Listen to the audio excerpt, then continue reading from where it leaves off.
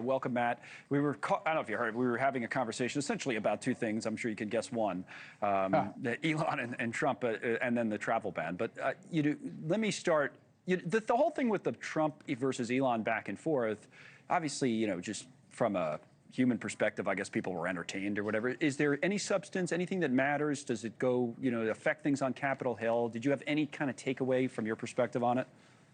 Well, look, it's a little painful because in the era of Trump, we've built much more of a coalition than just the Republican Party, which is still a big part of it. But, I run a conservative group. There are more conservatives in this country than any subset, but it's still a minority. And in order to win the presidency, you have to really pull people together. And Elon Musk and Donald Trump and Tulsi Gabbard and Robert F. Kennedy Jr. and all these people came together to create a growing coalition. So I think it's problematic for all of us who were involved in that to see this kind of split. Although, in all candor, I'm not completely surprised by this.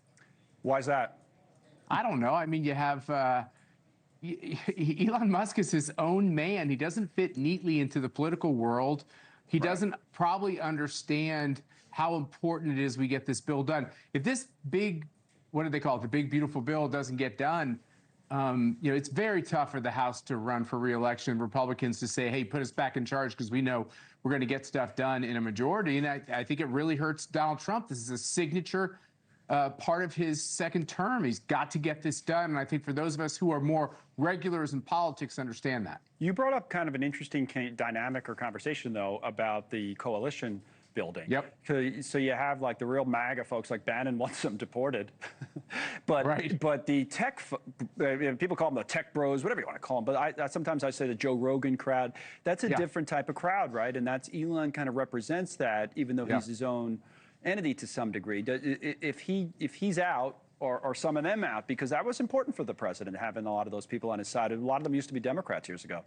Well, with all respect to Elon Musk, who once again I think is a very unique man of history. I think he saved free speech in the world. But that being said, there's a lot of players in this space, and if he wants to exit the stage in such a dramatic fashion, there's going to be plenty of volunteers right behind him, other CEOs, other billionaires that have tech expertise, maybe don't quite have his level of historic achievements. But Trump has a lot of very wealthy, influential tech people around him, and I don't think that spot will stay open very long.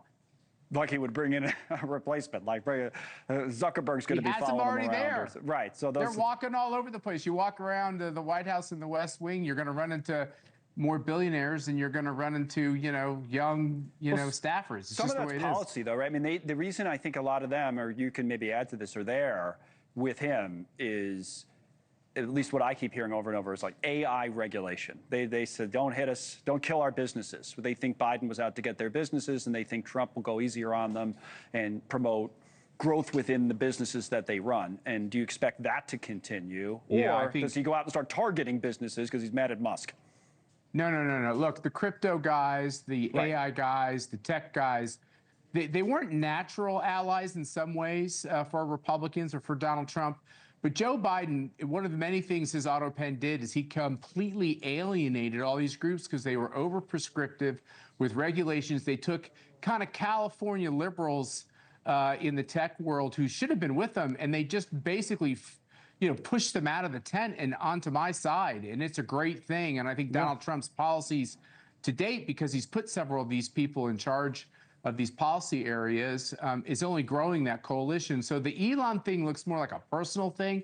It's really not based on policy. Maybe it's the e-vehicle mandate stuff, which Republicans are kind of exhausted of because the green bubble is bursting. All the world just looks at Spain. Thank you for watching. Subscribe below and download our NewsNation app right now on your phone, and you will get fact-based, unbiased news for all Americans.